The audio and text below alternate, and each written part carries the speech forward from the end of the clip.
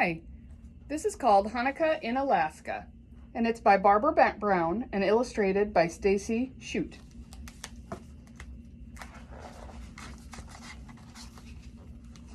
In Alaska, in winter, we have to watch out for moose. We have to look both ways when we go out the door, making sure there are no moose around. That's because moose are very big and they kick things that surprise them or make them angry. Their big kicks are strong enough to dent a car. My mother drives slowly in the winter, looking out for moose. When my friends and I are playing outside and a moose comes along, we have to hug a tree. A moose can't step on you or knock you over if you're hugging a tree. Also during the winter in Alaska, it's dark, but not just for sleeping, but almost all the time. It doesn't get light until it's already snack time at school, and it's dark again practically right after lunch. Daytime is only 5 hours long, and sometimes when there's so much snow that it covers up the windows, daylight can barely peek in. Alaska snows pile up everywhere. It gets so deep that the moose with their skinny legs have trouble walking in it. They like to use people's shoveled driveways and paths.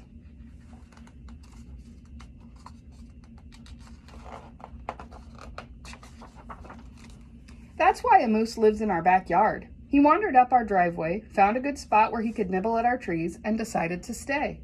He sleeps in our yard and eats our trees. I try throwing carrots to him, even cookies, but he really likes the tree with my blue swing on it. I'm worried about my swing. Once we saw a moose walking around town with a swing in his antlers. He'd gotten tangled and just tore the whole swing away. I think the dark and that moose are making me kind of grumpy, because even Hanukkah hasn't cheered me up. My friends and I pretend to be dreidel spinning in the snow, and when the mail lady comes, she always has another present for me from my aunts and uncles outside. Do you know that everywhere else from Alaska is called outside? But every time I light a new candle in our menorah, I look out the window and it's still dark, and that moose is still there, too close to my swing and eating our trees. My mother and I throw some apples, hoping he'll like them instead, but he just watches them fall and eats more tree.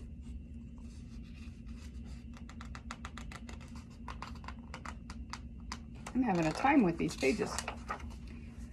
One night, as I am lighting the last Hanukkah candle, my father says, "Let's go outside. I have something to show you." "With the moose there?" I say. "Don't worry. We'll stay far away," he says. I put on my long underwear and 2 layers of socks. I put on my thick, baggy pants and a sweatshirt. I put on a snowsuit over all that, 2 layers of mittens and a hat.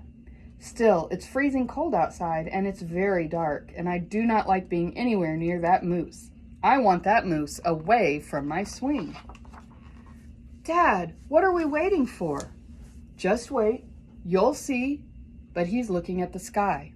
I'm looking at that moose. Mom says, "Maybe we can try some fresh spinach. Maybe he'll leave your swing alone for something green." But the spinach doesn't work and I'm freezing. Dad says, "This is the perfect night. You'll see." Suddenly, Dad points up to the sky. There are pink and purple and orange ribbons of light. The sky is full of color, all swirling and shining and glowing. Against the dark black of the sky, the lights are bright and beautiful. I have never seen anything like this. So much light and so big, filling the sky, coloring the sky, a rainbow on black velvet. "They're called the Northern Lights," Dad says. "Aurora Borealis. They happen especially up here in Alaska, but only when the sky is just right. Our very own Hanukkah Festival of Lights." It looks like ribbons of wax, all the candles from all the menorahs melting into the dark, lighting it up. I stare at those lights. I stare so hard, I don't even notice the moose sticking his head through my swing. Next thing I know, the moose is yanking on the chain, pulling on the whole tree. Creak, clank, snort! I can't stand it. That moose will tear everything up. But then I have an idea. I run into the house and I run back outside with my hands full. I wave what I have at the moose and he sniffs, turning his head away from the swing. I back up, laying what I have down in the snow. The moose stretches his head, reaches for it. I keep backing up, laying down more, and the moose follows me. Out of the yard, down the driveway, away. I lay the last batch down and I race back into our yard. I look at the sky, at the lights, and I am so happy to see those lights. I am so happy that Moose is gone. My parents are surprised. What did you feed him? They ask. What did he like so much? Latkes, I answered. Hanukkah can be pretty funny in Alaska, and miracles can happen in a lot of different ways. That's the end. Thanks for watching.